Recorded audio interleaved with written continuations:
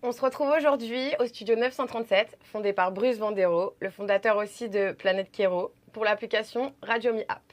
Alors Bruce, on a envie d'en savoir plus sur ton parcours dans la musique, sur toutes ces machines qui se trouvent autour de nous, qui sont magnifiques.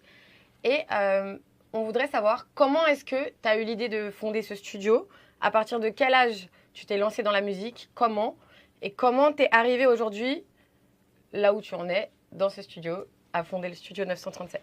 Bah, à la base, moi, j'étais un peu solo dans le game de la musique électronique, jusqu'à ce que j'aille dans le shop House Monkey Records. C'était un shop qu'on avait avec des amis. Un shop de vinyle. Un shop de vinyle, c'était uniquement de la musique électronique française.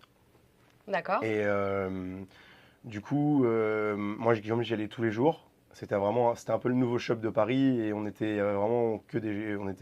il y avait beaucoup de jeunes. C'était vraiment un truc assez niche. Tu vois, on vendait que de la musique électronique et française, que uniquement.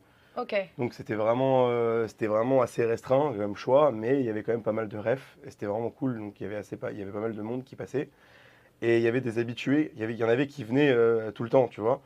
Par exemple, quoi comme artiste? Bah Lucas et Alex, par exemple. De Groove Boys De Project. Groove Boys Project, c'est là où en fait on s'est rencontrés. Ils venaient presque tous les jours, eux aussi, un jour sur deux. Donc à la fin, on est devenus amis. Moi, j'ai commencé à faire beaucoup de prod avec Lucas en solo. J'allais chez lui il allait chez moi. Tu vois, on s'est rencontrés vraiment grâce au shop. Et est-ce que tu savais déjà jouer sur vinyle à cette période? J'apprenais en fait. En fait, il y avait des platines au shop et c'est là où j'ai un peu appris à mixer sur vinyle. Ok. Moi, je mixais beaucoup sur CDJ. Ça m'avait un peu. Enfin, je trouvais qu'il n'y avait plus trop d'enjeux, tu vois, à mixer sur CDJ.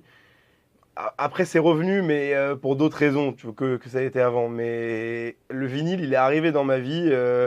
Ça a vraiment mis un grand coup de pied. Parce que, en fait, le vinyle, c'est pas que le support.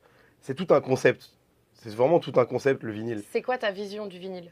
Bah, le vinyle, par exemple, en vrai, quand tu vas dans un magasin, de vinyle, t'es un peu face à une bibliothèque que tu pourras jamais trouver sur Internet, genre. Jamais. Ok. C'est impossible. Enfin, tu sais, quand tu les disques qui sont rangés, il y a des disques l'un après l'autre, et jamais, des fois, il y a aucun rapport entre le disque d'après et le disque d'avant, et ça, il y a qu'un shop qui peut créer des choses comme ça. D'accord. Donc c'est vraiment, en fait, c'est ça que je me suis rendu compte, tu vois, parce que c'est vraiment l'univers du digging, tu vois, les DJ qui cherchent leur son sur Internet ou qui diguent sur les sets des autres.